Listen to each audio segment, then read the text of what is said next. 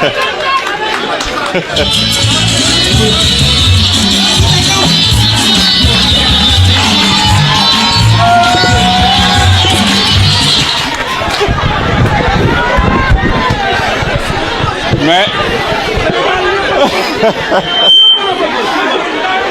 seen DJ bi dama tegoon ne kulu naa la mais léegi gëm naa ne su ñun la bokk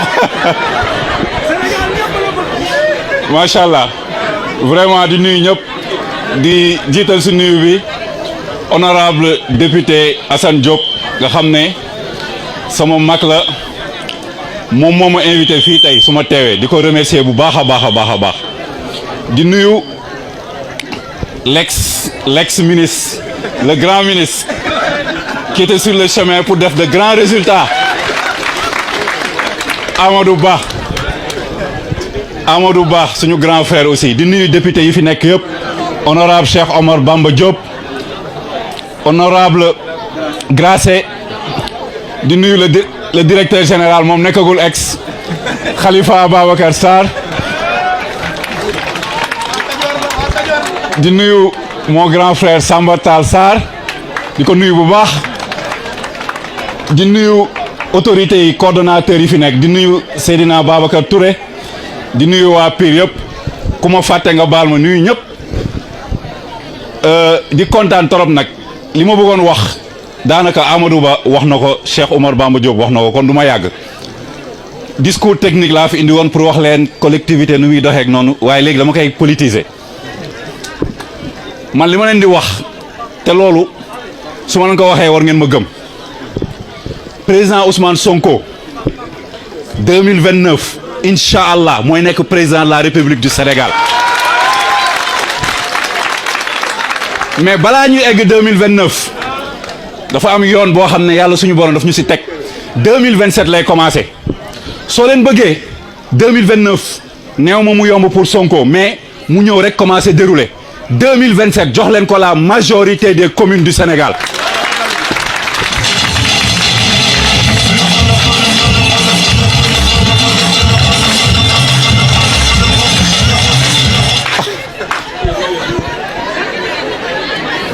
gis ngeen réforme yi ñu bëgg a def dañu soxla téye communes yi ñii nii man maa ngi ko wax Amadou Ba sax moom xëy na moo ma gën a yaru moo tax eggul foofu mais ñii réforme yi duñ def dara lu baax parce que ñi ngi ko dénk ay nulaar lañ xamuñu dara ba pare jubuñu man maa leen ko wax soo leen dénkee ay maire Pastef te xam ngeen lan mooy maire Pastef Amadou Ba wax na ko maire Pastef mooy ku jub mooy ku dul sàcc mooy ku am xam-xam loolu mooy maire Pastef te même soo leen faloon maire Pastef boo xam ne dafa dem ba ci biir di def lu ko neex ñun ñii waa Pastef ñoo njëkk a dal ci kawam. suuf si mooy le premier enjeu man j'étais directeur général de la SNHLM bi ma ñëwee li président Sonko def ci kaw maanaam dafa téye loxo sàcc yi loolu laa def SNHLM dama téye ñoom ñëpp seen loxo.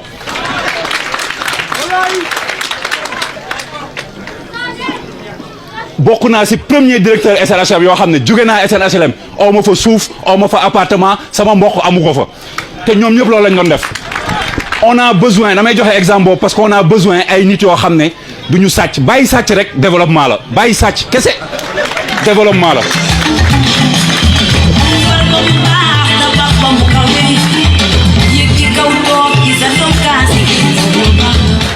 dama leen di wax leneen bàyyi sàcc avant sax ay xam-xam di ñëw loolu rek développement la mais sàcc yëpp a ngi ñëwaat nànk-nànk ci direction yi te ki leen di nommé xam na ne ay sàcc lañ. parce que sàccoon nañ avant mu fekkee ko xam leen mu jug nommé leen kon kooku buggul Sénégal man maa leen ko wax il n'aime pas le Sénégal intérêt personnel rek moo ko fi tes donc loolu bu leen ko accepté tey gis ngeen président Ousmane Sonko fu mu dugg malgré que mi ngi taw population yi bi yëpp génn accueillir ko moom population bi moom lañ bëgg sénégalais yi moom lañ bëgg su la wax mais da ngeen may benn parenthèse hors focus saa fitna lañ ko woowee man dama d'accord ci tur boobu xam ngeen lu tax. parce que képp ku jubadi Sénégal képp kuy sàcc képp ku liggéeyul Ousmane Sonko moo la teg fitna loolu mooy dëgg te dina continuer di leen teg fitna parce que sénégalais yi moom lañ bëgg te bu leen na seen xel dal dinañ dem si jàmm xam ngeen affaire bi yëpp fu muy mujjee mooy benn dimanche incha allah ñun ñëpp ñu yeewu sangu ba set parfumé wu dugg ci urne yi duma leen duma yoo xam ne duñ ko mus a fàtte seen àddina.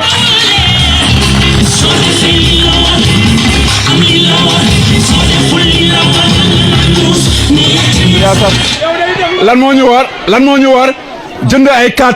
jënd ay carte Pastef kenn waru fi jóge tey te amul carte Pastef lan moo ñu war ñi inscrire ci liste électorale yi bés bu liste yi ubbee ngeen dem inscrire seen doom yi inscrire seen rakk yi lan moo ñu war élection bu ñëw mu législative muy référendum muy élection locale muy présidentielle koo leen gis mu nekk Pastef ngeen xam ne Ousmane Sonko la ngeen jël urne bi dugal ko votel ko Pastef jël réew mi.